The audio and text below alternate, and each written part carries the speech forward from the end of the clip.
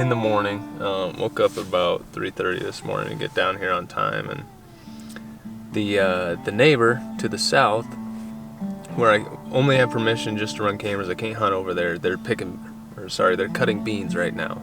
Got a picture of them doing it the other night, and I think that with those beans being cut, I thought that those deer would be out there feeding first thing in the morning, and then we'd catch them coming back to the north where the CRP is in the corn.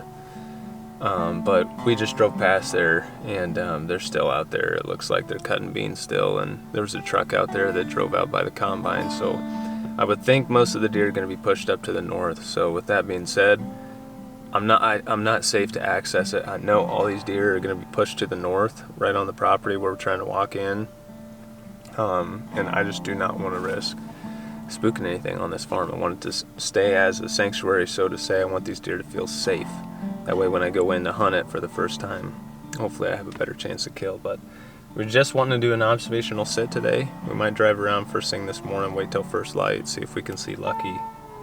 But the last word that I got, I spent a lot of stuff with this deer already, but the last word that I got, someone might have seen him about 2 miles away, maybe to the west, and they were cutting beans. So might go on a permission hunt today. That's what we might end up doing. See if we can win one today. That'd be nice. 5:15, take a nap. Catch up with you guys soon.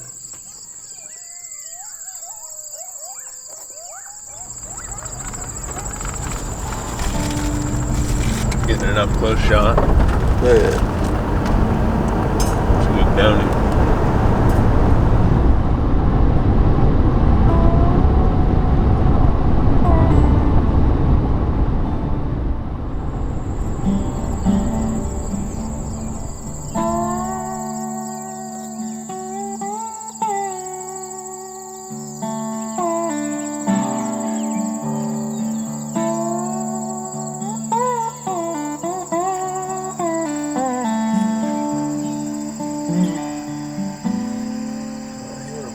We probably would have killed a coyote today.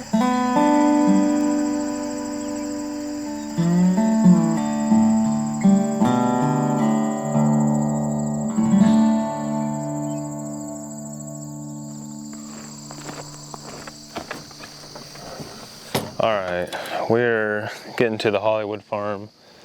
We did not hunt this morning, like we said. We chose to drive around, saw a few does.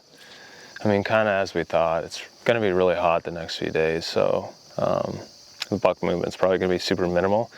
If they are going to move, they're going to be super close to their beds, so probably got to be within 100 to 150 yards from them. But I really thought that, I thought that this farm was going to be really good about this time of year, the first week, and we got a northwest wind coming, which is perfect for this stand that I have, or at least a tree that I picked back here, but I think I need to get 2 steps on it, at least 2 more. So we're gonna go back, do that, put a couple cameras here, and then I'm gonna go knock on some doors and hopefully get some permission. So let's roll.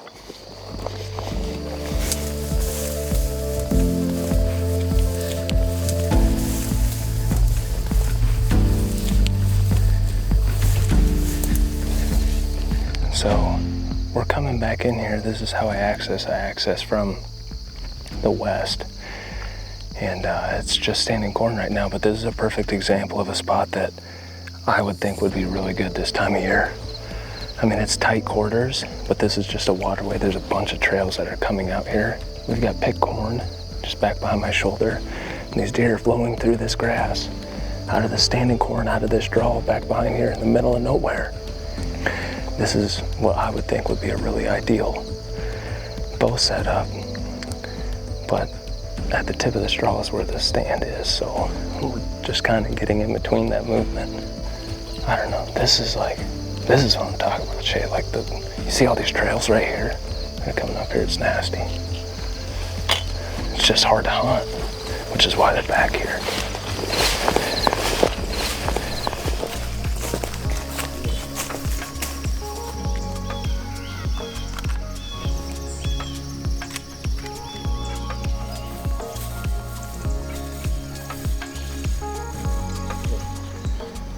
You guys have seen me hang plenty of vines, so we'll do story time real quick for you instead.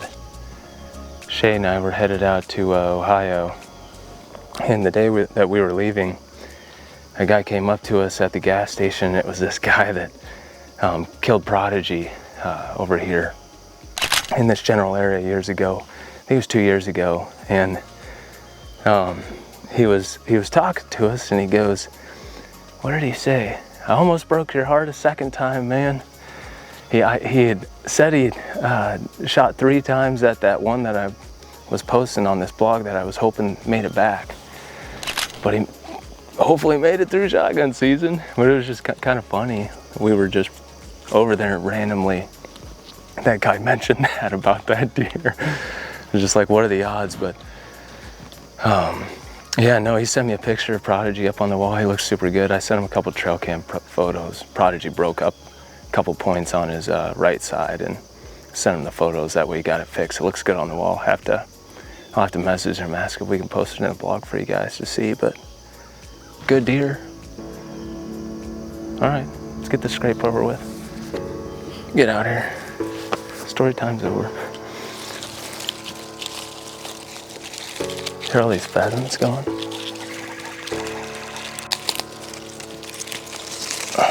This is the most ratchet scrape. Actually, I've done one with a Walmart bag before. This one's not too bad.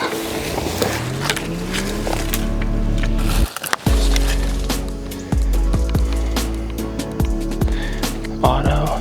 There we go, dude. Alright. Good scrape under that. Tore that up.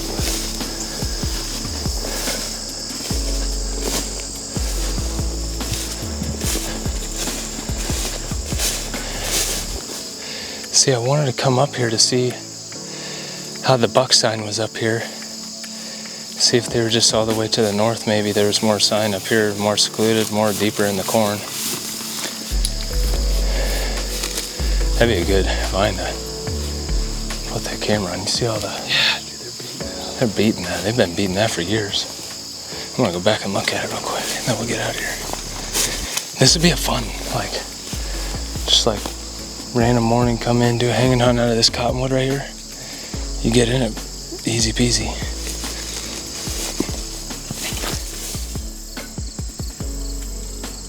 Okay, we're in this bowl. This cottonwood here is the perfect tree. So we're gonna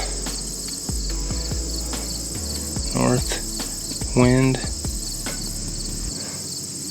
save it, and then we'll come over, and then we'll set our optimal wind, which is north and easterly. It's perfect. Man, this vine is just absolutely shredded. It's cool to see vines out in the wild and just see just them naturally using it without, I mean, myself or someone else putting a vine out. I mean, that public spot Shay and I went to, there was a lot of vines that were raked up like this too, but we just marked a good tree. It's a cottonwood over my right shoulder, and it's a perfect stand for a north wind. We've been looking for a north wind spot in here and a better easterly wind spot, and this is a good little secluded pocket. I haven't walked this at all, haven't ran cameras up here. But I think a good takeaway from today, you know, I'm not hunting. The conditions aren't favorable, but if I did have a buck, if I knew where a buck was bedding that I wanted to shoot, I would go hunt no matter what. I mean, it's just I don't have any idea where these bucks are bedding, so I'm not going to get aggressive and risk spooking anything. I'm going to just keep doing my best to just scout as much as I can. Scouting is more important than time in the tree. I mean, putting your cameras out, going out and sitting, doing observational sits, that's what I mean by scouting. So before you head in there, make sure you do your best to get that scouted, and don't make any moves, don't make any aggressive moves before you know exactly where these deer are bedding and how they flow through the area that you're trying to hunt. We're gonna get out here. I gotta put some solars over on the Lucky Farm. OG was on there the other day, really big deer, 9.5-year-old this fall. He was mature back when Lucky was 3. The first year I ever ran cameras on this farm. That's why I call him OG. He's the original gangster of the Lucky Farm. So, gonna probably wrap that up, shoot the bow a little bit, Maybe I will try and find a game plan just to get out and go sit tonight. We'll see. That's about it. Yeah. Thanks for watching.